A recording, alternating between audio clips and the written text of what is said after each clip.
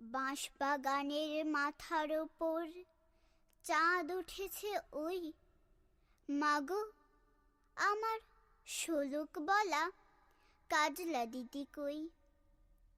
পুকুরে পাড়ে নেবুর তলে থুকায় থুকায় জোনাক জলে, ফুলের গন্ধে ঘুম আসে না, একলা জেগে রই। মাগো আমার কোলের কাছে কাজলা দিদি কই।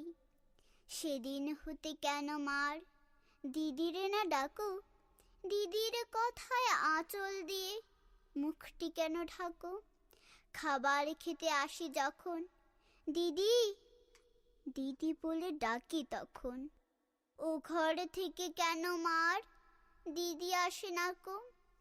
আমি ডাকি তুমি কেন চুপটি করে থাকো।